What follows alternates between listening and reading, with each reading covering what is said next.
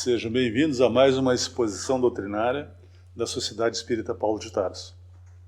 Hoje nós vamos comentar as questões 737 a 741 do Livro dos Espíritos, em que Kardec fala sobre os flagelos destruidores.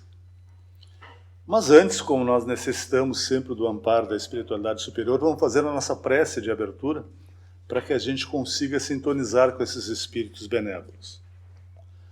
Amigo Jesus, nós te pedimos a tua bênção, a tua assistência para o nosso trabalho de hoje, que nós sejamos amparados pela corrente espiritual dessa sociedade, a fim de que esses espíritos amigos nos sustentem e nos inspirem, para que se possa fazer comentários que sejam úteis a todos aqueles que nos assistirem. Agradecidos a Deus e a Jesus por essa oportunidade de trabalho e de aprendizado, e contando com a presença desses nossos benfeitores espirituais, nós iniciamos o nosso trabalho dessa noite. Que assim seja. Na questão 737 do Livro dos Espíritos, Kardec pergunta: com que fim Deus fere a humanidade com flagelos destruidores? E a resposta: para fazê-la progredir mais depressa. Já não dissemos ser a destruição necessária para a regeneração moral dos espíritos, que em cada nova experiência sobem um degrau na escala do aperfeiçoamento? Preciso é que se veja o objetivo para que os resultados possam ser apreciados. Todo ano morrem muitos milhões de pessoas no nosso mundo.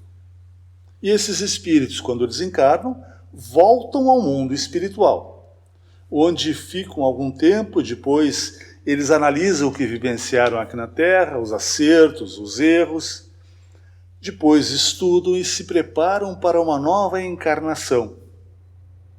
De cada uma dessas etapas, aqui e do lado de lá, o espírito está mais experiente, mais amadurecido. E cada vez que alguém morre no nosso mundo, aqueles que enfrentam a dor dessa separação temporária sofrem por essa perda, embora ela seja temporária. São milhões de dramas familiares todos os anos que não ganham espaço na mídia porque as mortes individuais são vistas como coisas cotidianas, como coisas normais. Mas quando morre um grupo de pessoas, é uma coisa que sai da rotina do nosso mundo. Embora isso não seja tão raro de acontecer, não ocorre todo dia. E aí vira notícia, e as pessoas se emocionam, mesmo aquelas que não têm nenhuma ligação com as vítimas. E muitos desses casos são resgates coletivos. São problemas enfrentados por espíritos que cometeram erros semelhantes em encarnações anteriores. Mas isso não acontece por acaso. Antes de encarnarem, essas mortes coletivas já foram programadas, como também são programadas os desencarnes de cada um de nós. Quando programamos a nossa encarnação, a época do desencarne e o tipo de desencarne já foi programado também. Eu lembro que há alguns anos, eu estava preparando meu café de manhã, estava ouvindo a Rádio Gaúcha, e eles comentaram sobre o incêndio na Boate Kiss em Santa Maria. E falaram que tinham morrido mais de 200 pessoas intoxicadas pelo gás que saiu do isolamento que queimou. Embora eu não seja descendente de alemães, eu gosto muito da Alemanha, conheço bastante da história do país e muito da história da Segunda Guerra Mundial. E na mesma hora eu lembrei das câmaras de gás da Segunda Guerra Mundial. Mais ou menos uns 10 dias depois que aconteceu isso, um dos médicos que tratava as vítimas, os sobreviventes, mandou analisar aquele material de isolamento que foi utilizado na boate e descobriu que o gás que saía dali era o mesmo gás usado nas câmaras de execução da Alemanha. Exatamente o que eu tinha pensado. E mais algum tempo, acho que umas 2 semanas depois, Divaldo Franco dá uma comunicação dizendo que realmente aqueles espíritos que desencarnaram naquele incêndio eram espíritos comprometidos com as câmaras de gás na Segunda Guerra Mundial. E vejam, tinha mais de 1000 pessoas na boate. A maioria conseguiu escapar, porque não era a hora deles desencarnarem. Mas tinha um rapaz que não estava lá, e que passou na frente quando estava acontecendo o incêndio, e ele pegou uma marreta e começou a quebrar a parede para que as pessoas saíssem. E ele inalou o gás, e ele desencarnou também. Era a hora dele. Essas coisas não acontecem por acaso. Kardec ainda pergunta, para conseguir a melhoria da humanidade, Deus não podia empregar outros meios que não os flagelos? Vejam a resposta.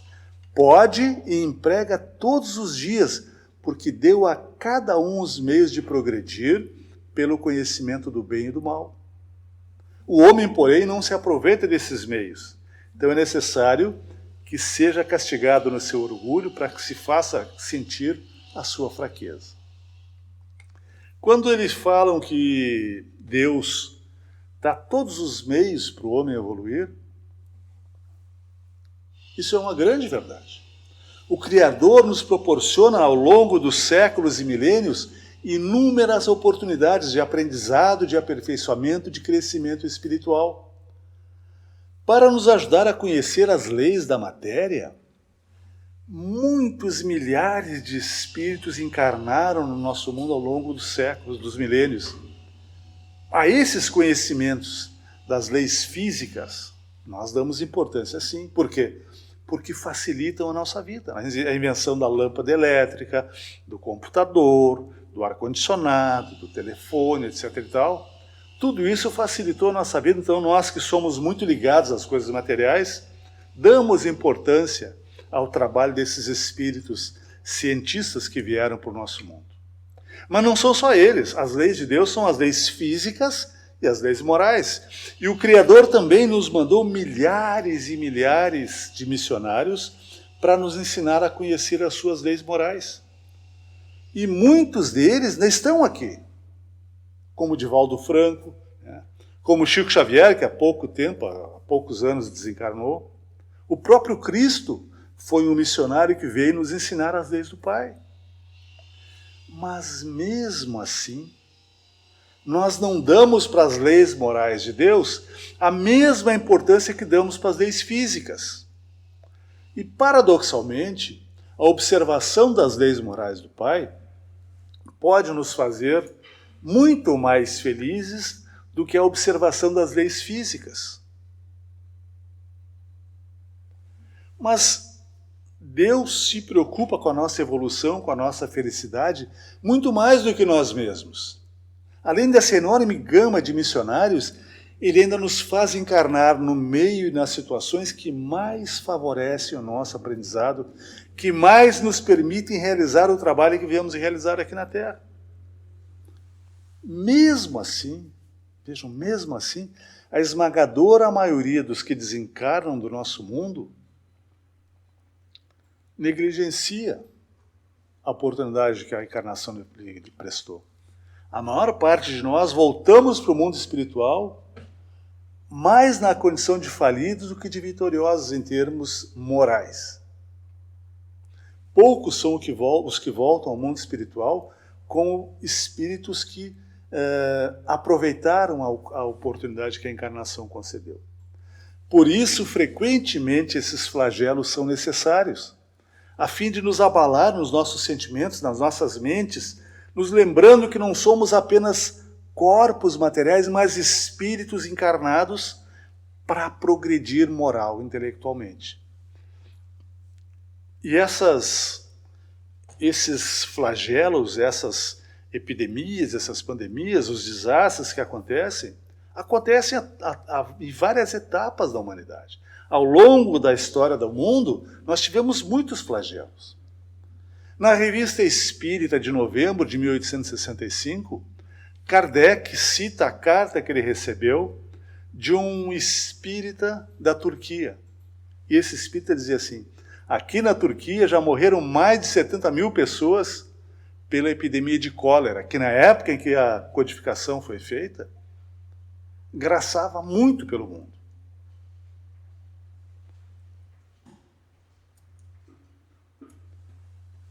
Mas veja o que Kardec diz, ainda na questão 738 do Livro dos Espíritos. Venha por um flagelo a morte ou por uma causa comum, ninguém deixa de morrer desde que seja soado a hora da partida.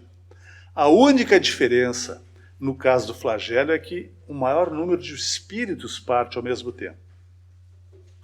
Se pelo pensamento nós pudéssemos nos elevar de maneira a dominar a humanidade e abrangê-la em seu conjunto, esses flagelos não seriam tão terríveis. Mas ele faz mais uma pergunta para os espíritos.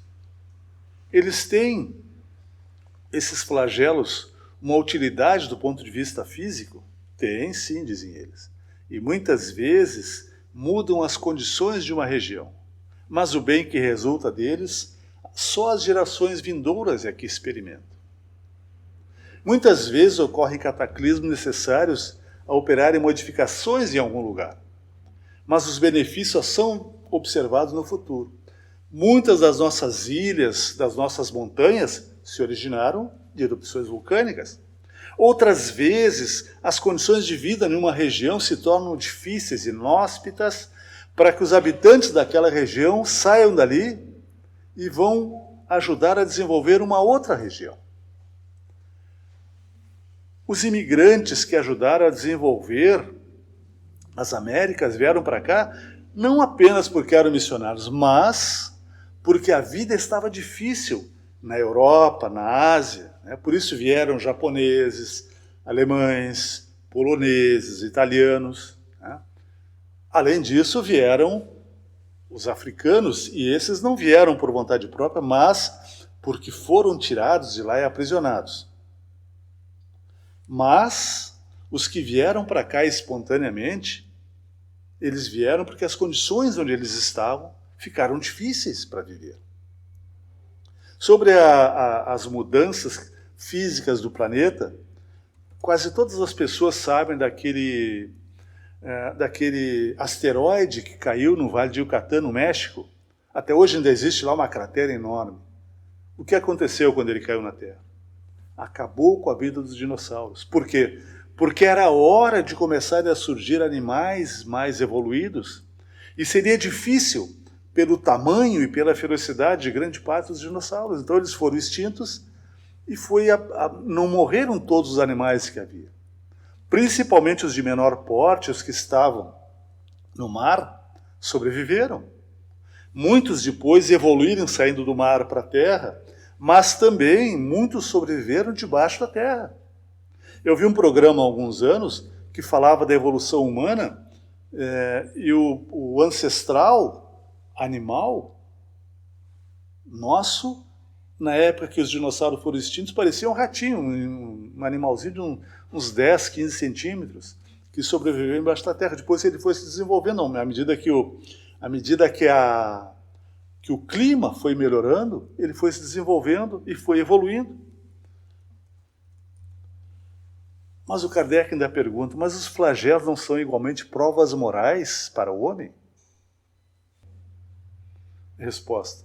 Os flagelos são provas que dão ao homem a ocasião de exercitar sua inteligência, demonstrar paciência e resignação ante a vontade de Deus, e que lhe oferecem ensejo de manifestar seus sentimentos de abnegação, desinteresse e amor ao próximo, se não está dominado pelo egoísmo.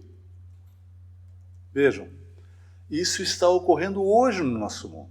Nunca a mídia mostrou tantos atos de solidariedade como os que a gente vê hoje. Abalados emocionalmente com a pandemia, as pessoas estão se sensibilizando com a situação daqueles que ficaram em condição de carência material. Inúmeras pessoas estão praticando a beneficência, até mesmo pessoas que a gente conhecia e pareciam que não davam importância para os outros. Nós vemos hoje na mídia levando alimentos, levando agasalhos, donos de lancherias, donos de restaurantes, fazendo refeições para levar para moradores de rua, para levar para trabalhadores da saúde. É mais uma prova de que a espiritualidade superior sabe o que faz. A questão de umas 2 ou 3 semanas, o presidente da casa que eu frequento, do Reforço da Verdade, ele falou para minha esposa que tinha uma pessoa, um imigrante venezuelano na casa dele, fazendo uma obra de pedreiro, e que esse imigrante tinha uma filhinha que tinha nascido há poucos dias e ele não tinha nada, nem roupa para ela. Ela ainda estava no hospital, fazia parece que 2 dias tinha nascido. E não tinha roupa, não tinha nada para ela. É uma família muito pobre. E aí a minha esposa colocou nos grupos de WhatsApp dela um pedido para que as pessoas doassem roupas. Para se ter ideia de quantas doações houve, se atendeu a essa menina, ela recebeu enxoval completo, inclusive carrinho, berço, além das roupas, alimentos. Foi dado também carrinho, roupas, berço e alimentos para uma outra bebê que tinha nascido há poucos dias também. E ainda sobrou uma parte que foi dada para aquelas famílias que sofreram com um incêndio na Alvorada, a questão de pouco menos de um mês. Vejam, pessoas que se solidarizaram com as dores de alguém que nem conheciam. Por quê? Porque essa situação atual está nos abalando emocionalmente. Nós estávamos vivendo apenas em função das coisas materiais, né? Era o meu carro, a minha casa, meu isso, a minha viagem, meu isso, meu aquilo, e não estávamos vendo o que importa na vida. E o que importa na vida? As pessoas. É tudo o que importa no nosso mundo.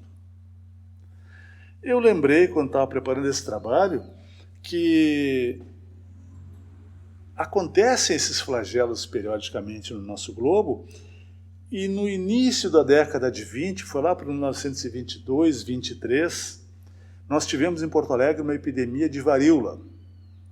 E a minha mãe, na época, tinha 2 ou 3 anos, ela contraiu varíola. E como a minha avó, além dela, tinha mais 3 filhos, 2 que eram mais velhos que a minha mãe, e um que tinha poucos meses, ela ficou com medo de que esse de poucos meses contraísse a varíola, porque, diferentemente do coronavírus, a varíola mata mais as crianças quanto menores forem. Ela pediu para uma vizinha ficar com o filho recém-nascido. E a minha mãe ficou em casa, né?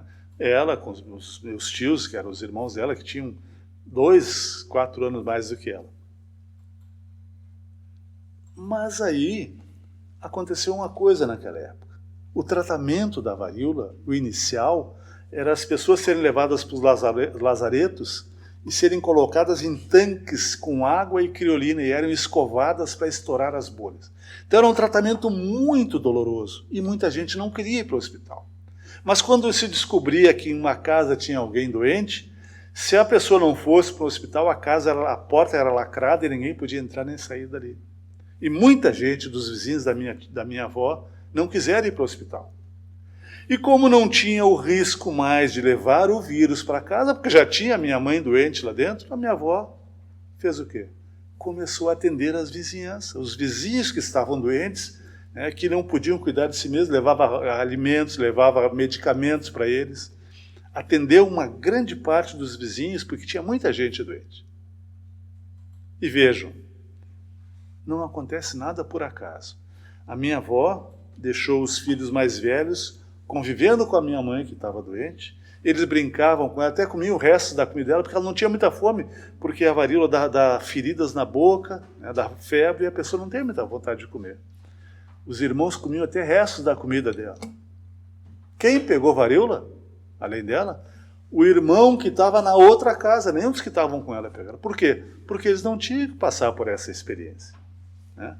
Então, o que a gente tem que passar é nosso. O que a gente não tem que passar, ninguém nos faz passar. Mas nem sempre o homem consegue perceber os objetivos do Criador. Com o nosso pouco desenvolvimento mental, nós frequentemente vemos como desfavoráveis coisas que ele põe nos nossos caminhos para nos beneficiar. Como aconteceu lá nos anos 50, no final dos anos 50, início dos anos 60, na China, em que eles descobriram a América lá. Descobriram que a causa da falta de alimento deles eram os pássaros que comiam as sementes que eles plantavam. E aí começaram a matar em massa os pássaros. Foram bilhões de pássaros mortos na China. E a próxima colheita deles foi a pior de toda a história da China, porque os pássaros não estavam vivos para comer os gafanhotos e lagartas que dizimaram as colheitas deles. E houve mais de 30 milhões de mortos de fome na China. Nós nem sempre compreendemos as benesses que Deus põe na nossa frente. Mas além dessas informações que nós dispomos sobre as leis de Deus, nós temos recebido muitas provas de que Ele nos ama e de que Ele faz por nós o que nós precisamos que seja feito e não podemos fazer nós mesmos. Ele não faz o que nós podemos fazer porque aí Ele nos estimularia a sermos indolentes, a sermos preguiçosos, a não agirmos e não crescermos. Mas aquilo que precisamos e não podemos fazer, Ele providencia para nós. E nós devíamos confiar no Criador como Cristo confiou. Quando ele percebeu que se aproximava o momento de ser preso, ser torturado e assassinado, ele foi para um bosque chamado Getsemane, com Pedro, João e Tiago. E certamente, para dar exemplo para eles, ele se ajoelhou e começou a rezar dizendo: Pai, se for possível, afasta de mim esse cálice, mas faça-se a tua vontade e não a minha. E nós devíamos ter essa confiança no Criador. Se nós tivéssemos, como Jesus disse, a fé do tamanho de um grão de mostarda, não sofreríamos tanto quanto a gente sofre. Não porque a vida nos traga sofrimentos como castigo pela falta de fé, mas porque, como a gente tem falado há muitos anos, as nossas dores têm o tamanho e o peso que nós damos a elas. Quanto mais forte eu for para enfrentar as minhas adversidades, menos elas me fazem sofrer. Nós estamos passando por um momento de muita preocupação, muita apreensão, muito medo. Isso não é só no nosso país, mas no mundo todo. E a gente tem sim que se cuidar, não só para não contrair essa doença, mas para não contaminar outras pessoas.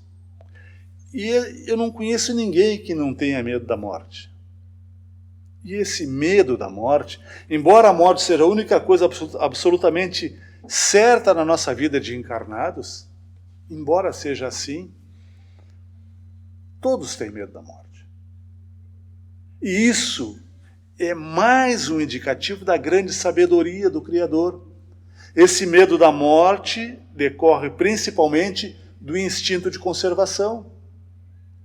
Esse instinto de conservação, ele nos faz querermos continuar vivendo, sejam quais forem as circunstâncias.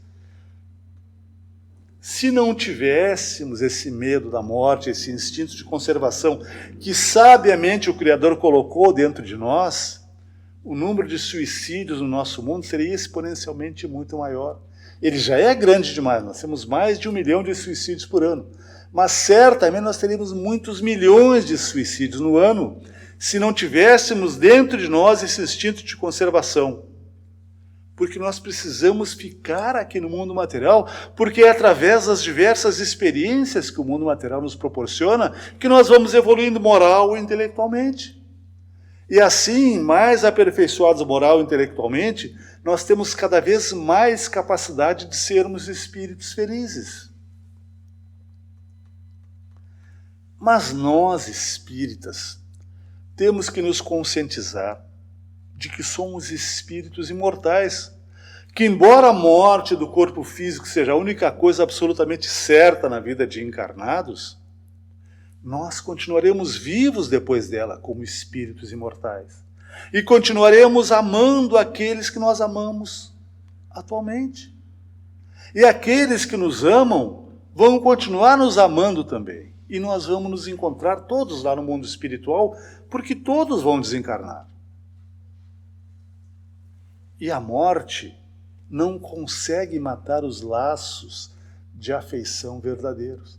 Não existe nada que possa romper os laços de amor verdadeiro. Nem mesmo, eu costumo dizer, quando um dos que participam desse laço de amor causa mal ao outro. Aí, quando o mal é muito grande, quando a dor é muito grande, aquele que sofreu, ele fica com esse amor enlouquecido e fica cheio de ódio, que não é a antítese do amor. O Chico nos diz que a antítese do amor é a indiferença, que o ódio é o amor enlouquecido. Eu tenho falado de vez em quando que eu observo em espíritos obsessores, frequentemente, um misto de amor e ódio por aquela criatura que hoje está encarnada e que ele amava no passado e que o prejudicou. E que ele não consegue se afastar porque ele sente esse misto de ódio pelo que aconteceu, mas continua amando. Então, depois da morte do corpo físico, nós e aqueles que nos amam continuaremos nos amando do mesmo jeito. Podemos deixar de nos ver por algum tempo, estando uns aqui e outros no mundo espiritual. Mas continuaremos os mesmos. O amor entre nós continuará o mesmo, porque laços de amor verdadeiros são indestrutíveis. Lá no livro Evangelho segundo o Espiritismo, no capítulo 4, que fala, o Cristo fala que ninguém verá o reino de Deus se não nascer de novo, nos itens 18 a 23, Kardec comenta sobre o que os laços de afeição se estreitam, se fortalecem com a reencarnação. E ele nos diz que lá no espaço nós nos reunimos em famílias, aproximados pelo afeto, pela identidade de pensamento, de gostos, pela identidade de grau evolutivo. E ele diz assim, esses espíritos, quando encarnam, procuram reencarnar frequentemente juntos para se auxiliarem aqui. E quando encarnam uns e outros ficam do lado de lá, os que estão do lado de lá velam pelos que estão aqui. Lá no livro Nosso Lar, André Luiz nos dá também um exemplo bem claro disso. Quando ele vai para o Nosso Lar e ele fica morando na casa do Lísias, que era um enfermeiro, e lá moravam Lísias, a irmã, a mãe, e depois chega uma prima do Lísias, sobrinha da mãe dele, recentemente desencarnada. O pai também morava com eles há pouco tempo, mas já estava reencarnado, já haviam preparado uma nova encarnação para toda a família. Depois a mãe iria reencarnar, mais tarde o Lísias e a irmã iriam encarnar como filhos deles. Essas informações nos mostram que a morte só existe na matéria. O espírito é imortal. E nós não perdemos ninguém. A gente diz, eu perdi uma mãe, um pai, um filho. Não, a gente não perde ninguém. A gente pode se afastar temporariamente daqueles que a gente ama, daqueles que nos amam, mas não perdemos ninguém. Laços de amor verdadeiros são indestrutíveis. E essa conscientização é crucial não só para nós termos menos medo da morte, como também para fazermos a parte que nos cabe na nossa evolução. Se nos conscientizarmos de que somos espíritos encarnados na busca do aperfeiçoamento espiritual, vamos fazer mais esforços buscando nos aperfeiçoarmos. E isso vai fazer com que nós saiamos daqui espíritos mais aperfeiçoados e mais capazes de ser felizes. Mas falando sobre essa confiança em Deus, em Jesus, lá no capítulo 5 do Evangelho, no item 21, o espírito Sanson, que foi um contemporâneo de Kardec, também participou da Sociedade Parisiense de Estudos Espíritas. Lá no parágrafo 2 desse item 21, ele diz assim: humanos, precisais elevar-vos acima do terra a terra, para compreenderdes que o bem muitas vezes está onde julgais ver o mal. A sábia previdência está onde divisais a cega fatalidade. Porque é a vez de julgar a justiça divina pela vós. Podeis supor que o Senhor dos mundos se aplique por mero capricho a vos infligir penas cruéis? Nada se faz sem um fim inteligente, e seja o que for que aconteça, tudo tem sua razão de ser. Eu sempre digo que nós, espíritos encarnados, sofremos muito mais do que devíamos. E não só porque fazemos coisas erradas, mas principalmente porque nós vemos e sentimos de forma errada o que acontece ao nosso redor.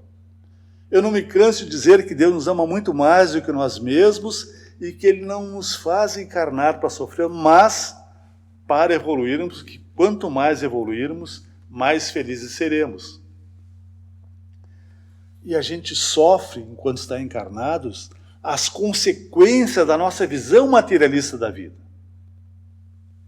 Nós nos perturbamos com uma série de coisas que acontecem no nosso mundo e a maioria delas não tem nada a ver conosco, não nos afeta nem direta nem indiretamente. Quantas pessoas se perturbam ao ver na televisão a notícia de que alguém entrou numa escola, num bar, num cinema nos Estados Unidos e matou 10, 20 pessoas. E fica, mas que mundo é esse que nós estamos vivendo? E fica perturbado. Foi lá. E Deus sabe que isso aconteceu. E as pessoas que passaram por esse drama, que sofreram, não foi em vão, era a hora deles desencarnarem. As pessoas que fizeram isso não estavam programadas, mas só conseguiram fazer porque as pessoas que sofreram as ações deviam passar por elas. Se nós confiarmos mais no Criador, estivermos mais conscientes de que estamos aqui temporariamente encarnados para tratar da nossa evolução, e que nenhum de nós sofre nada que não tenha que passar, nós vamos ter mais coragem para enfrentar as nossas dificuldades. E uma coisa que nos ajuda nessa nossa conscientização acerca da condição de espíritos encarnados que somos, de espíritos imortais, é a leitura de obras psicografadas que relatam as diversas fases de espíritos, ora aqui no mundo material, ora no mundo espiritual. Obras como E a Vida Continua, né? Nosso Lar de André Luiz e tantas outras que a gente conhece, que mostram as diversas etapas de espíritos, ora encarnados, ora desencarnados. Isso nos fixa a ideia de que nós somos o mesmo sempre, de que nós não perdemos nada, apenas nos despojamos periodicamente no corpo físico para voltar para o mundo real. Aprendemos um pouco mais lá, depois programamos para a encarnação, voltamos para cá e continuamos convivendo com aqueles que nós amamos. Tendo essa visão da vida, quanto mais nós lermos obras nesse sentido, quanto mais assistirmos filmes sobre isso, mais essa ideia de que nós somos imortais se fixa em nós. E mais se fixa em nós a ideia de que o Criador nos ama muito mais do que nós nos amamos e que Ele sempre faz por nós o que nós precisamos e não podemos fazer nós mesmos. Quanto mais confiarmos no Pai, quanto mais confiarmos no Cristo, mais forças nós teremos para enfrentar as nossas dificuldades. Elas não precisam sair do nosso caminho, não. Somos nós que precisamos nos tornar, pela mente, pela forma de ver as coisas, maiores e mais fortes do que ela. Assim, nós sofremos menos. Nós agradecemos pela atenção, pela oportunidade de termos podido comentar mais um ponto da nossa doutrina e pedimos ao Criador que nos ajude a confiar cada vez mais nele, a confiar no seu amor, na sua sabedoria, na sua bondade, porque quanto mais confiarmos no Pai, mais fé nós teremos e menos nós sofreremos. Muito obrigado.